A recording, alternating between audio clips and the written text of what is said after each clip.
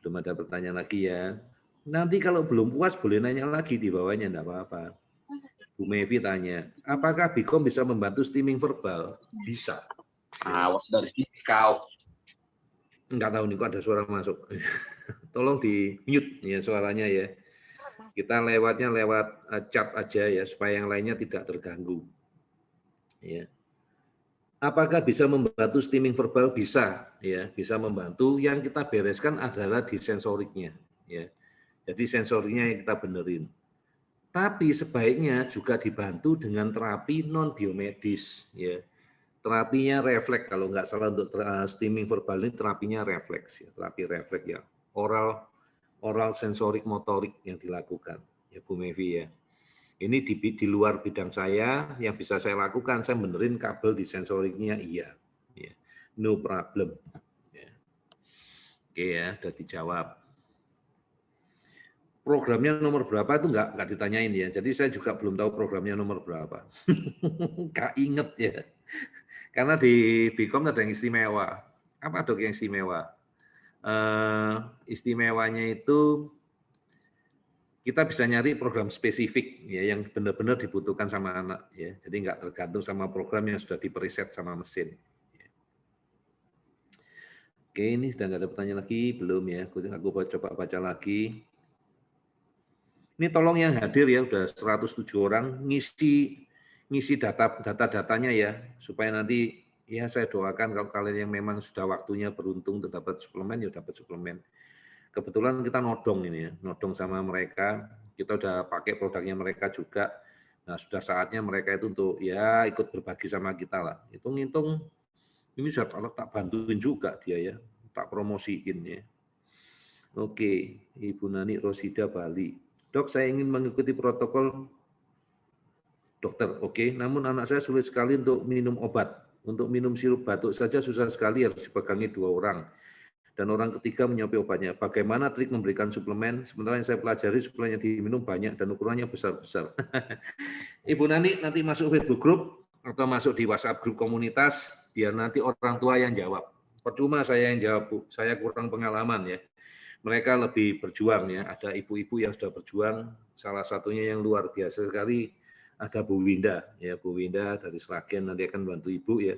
Bagaimana caranya Bu Winda bisa mengajak, membujuk ya anaknya secara proaktif akhirnya mau minum suplemen dengan sukarela ya. Banyak cara ya. Kalau sudah dipegangi dipaksa gitu, bayangkan kalau posisinya kita yang seperti dia, setiap mau minum dipegangi kayak gitu, kira-kira kita mau enggak ya. Jadi ada cara-caranya kita melakukan ya. Nah, nanti biar diajarin sama orang tua. Masing-masing orang tua punya trik, punya teknik ya.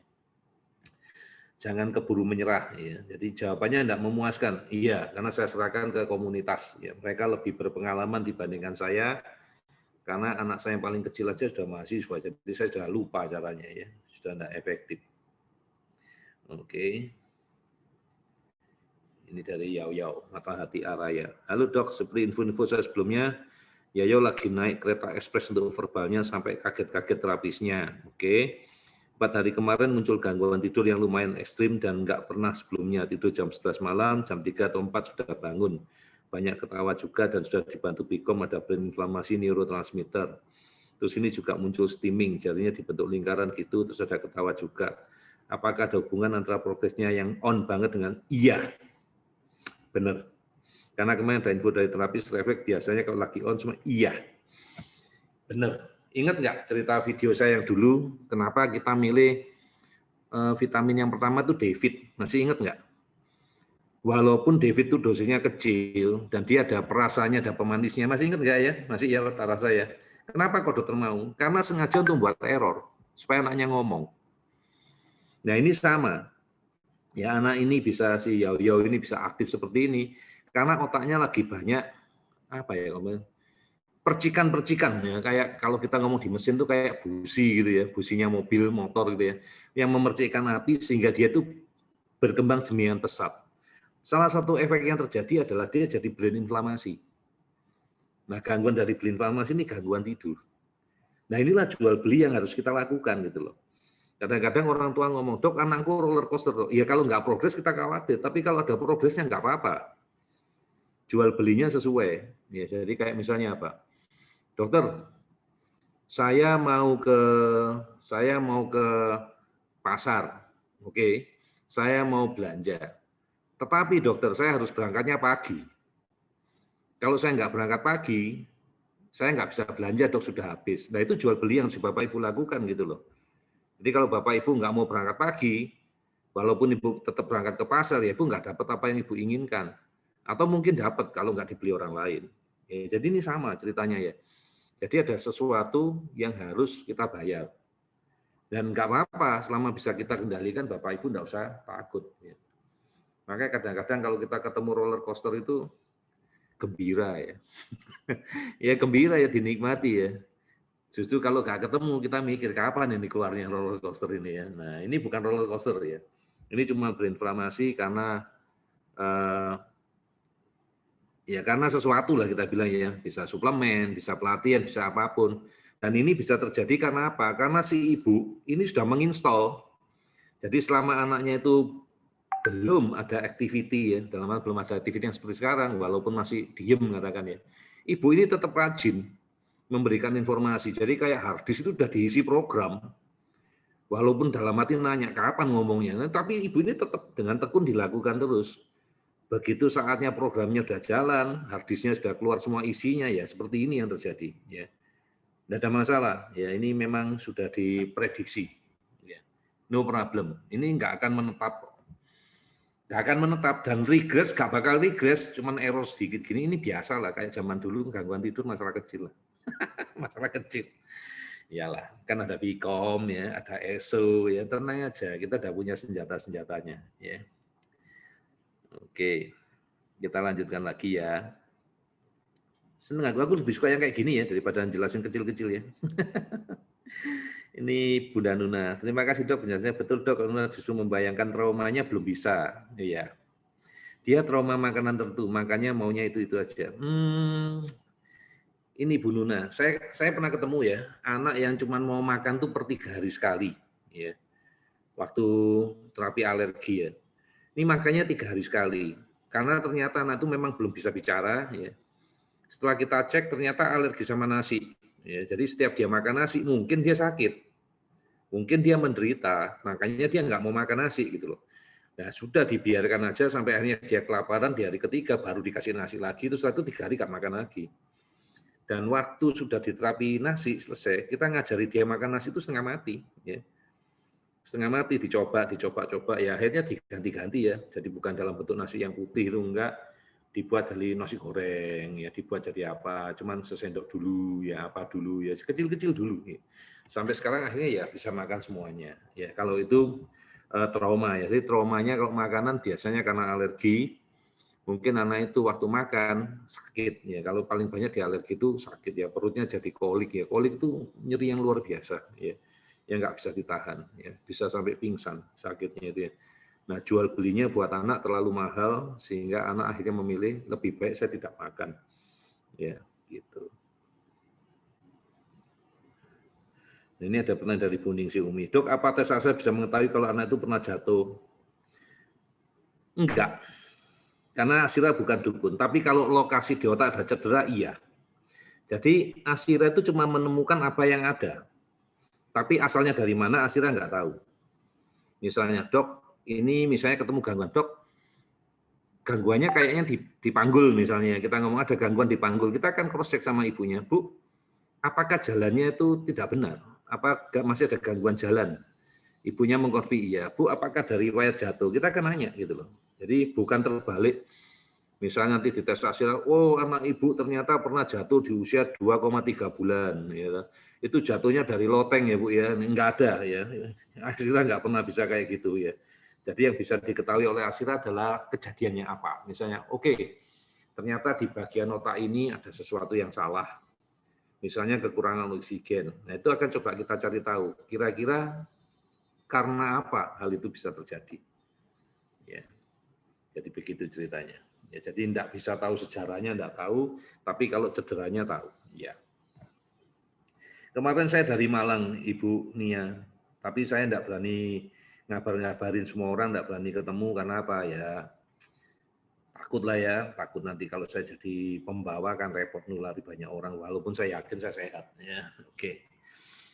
Ini Bu Lilianti ini yang dari Sambas nih, kalau Mama Valeria ini. Dok, mau izin bertanya, Valeria dalam beberapa bulan ini bolak-balik lagi dengan masalah pencernaan. Ya, kadang pencernaan sudah baik, nggak ada masalah, sisa makanan di pup. Setelah nggak lama kemudian mulai lagi dok, sampai pernah pup nasi, sayuran, buah. Saya sudah observasi, mainkan dosis enzim, jadi saya setiap hari observasi terus dok. Kemarin-kemarin mulai lagi pup sayuran, labu air, dan buah-buah. Padahal labu air udah sering dikonsumsi, nggak pernah begitu dok. Pertanyaannya, apakah karena leak gut dan dibiosis fal yang parah jadi begitu ya dok? Enggak. Artinya tubuh belum mampu memproduksi asam lambung dan enzim untuk memecah makanan. Jadi kalau kita lihat di balik ke ceritanya, jangan nyalain leaky gut, jangan nyalain dysbiosis, enggak. Di sini kan problemnya si Valeria tidak bisa memotong makanan, sehingga masih ada sisa makanan. Oke, kalau nggak bisa memotong makanan dengan baik, artinya apa? Yang memotong siapa? Yang memotong kalau di dalam tubuh adalah asam lambung dan enzim. Kenapa nggak bisa memotong? Kemungkinan karena dia jumlahnya kurang, karena tubuhnya belum mampu memproduksi lagi. Ya, jadi jawabannya seperti itu. Biasanya yang kita mainkan, kalau kita ketemu kondisi seperti ini, ya benar ya, keadaan darurat pertama yang kita mainkan adalah enzim. Iya, supaya anaknya nggak naik turun, nggak error, oke, CDU-nya kita mainkan, supaya leaky gut-nya nggak tambah parah. Benar. Tapi yang paling penting di sini adalah produksinya diperbaiki. Tambah dosis dari biostrat. Naikkan dosis biostratnya. Ya, karena bahan bakunya kan dari asam amino. Yaitu jawabannya Ibu Lilianti ya. Jadi selalu ada pertanyaan, kita balik ke basic. Apa sebabnya? Kita cari dulu ya. Jangan keburu-buru kita ngambil kesimpulan ya, malah salah nanti ya. Oke, kita lanjut. Ibu Lulu, ya, Mama Safiar ya. Dokter Safiar sudah 2 minggu ini gangguan tidurnya muncul lagi. Oke. Pemicunya di neurotransmitter. Oke, sudah diterapi Bikom 2 minggu yang lalu masih tetap kacau tidurnya. Iya. Dicek Bikom masih ada gangguan neurotransmitter lagi dan diterapi Bikom lagi minggu ini masih ngaco juga. Iya. Selain di Bikom, mohon sarannya apalagi yang bisa membantu gangguan neurotransmitter dokter. Cari penyebabnya. Kenapa neurotransmitter itu muncul? Neurotransmitter itu muncul biasanya dari emosi. Bayangkan ya, kayak kita terapi Bikom tuh kayak ibu demam minum Panadol itu. Ya kalau efek terapinya sudah lewat ya muncul lagi. Kalau penyebabnya tidak diberesin, makanya cari penyebabnya apa. Apa yang menyebabkan neurotransmitter itu muncul? Dok, katakan penyebabnya, ya jelas terapis nggak tahu lah ya. Wong terapis nggak tinggal serumah dengan Xavier, jadi terapis atau kita nggak pernah tahu. Jadi yang bisa dilakukan apa dok? Orang tua mewakili kami melihat, mengobservasi, kemudian menginformasikan ke kami, supaya kami bisa melakukan pemeriksaan lebih detail, misalnya dengan analisa tensor. Apakah itu masalah atau bukan? Ya, itu yang bisa kita lakukan.